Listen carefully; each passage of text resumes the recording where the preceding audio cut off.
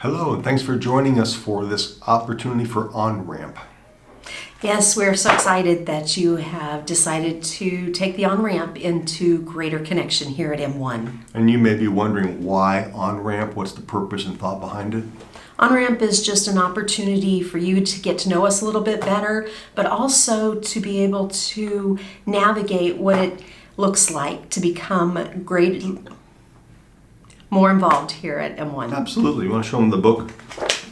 Yeah, so you Yep. would have received this when you met with me, and so we're asking that you go ahead and use this as you navigate through the next several videos. All right. So the three main things we're looking at in on-ramp here, and let me pull up my notes here, is reminding ourselves that there's a special part for you to play in His body. You're part of something special, and there's a special part for you. A special part for you here at M1.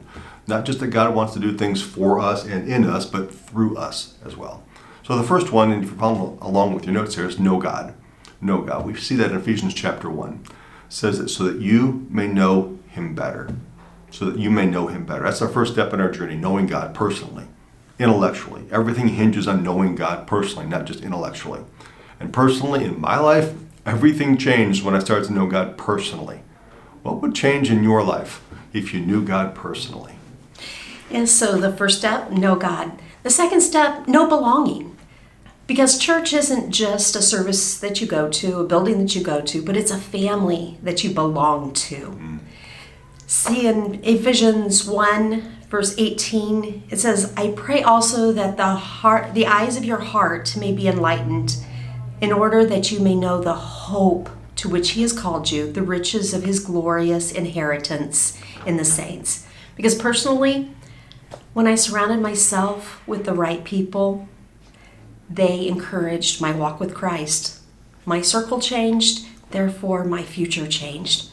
So getting the right people in your life, what would that look like for you?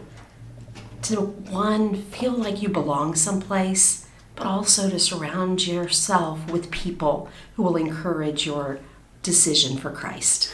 And thirdly, know purpose.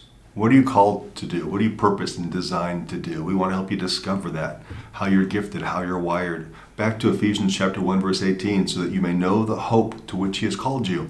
And that's found in your calling, what you've been called, created, designed to do. The greatest day is the day you're born. Again, the second greatest day is when you find out why you were born in the first place, right? Imagine you could quit pretending you're not good at something, because you are good at something. And whatever you're good at can be used in the body. Personally, when I realized this guy that sat on the bench all the time in sports and got a 2.5 GPA, when I realized I was valued and needed by the local church, light bulb went off. I've been crafted and designed for a purpose. And when you come to M1, you see difference makers all over the place. And when you find your serve, you bear fruit. When you bear fruit, you find joy. Personally, my life grew larger when I found where I could serve. Is your life as large as God wants it to be right now? We want to help your life increase as you find your serve. So we're going to keep moving forward on this path of on-ramp from anonymity to known, and we'll see you in the next video.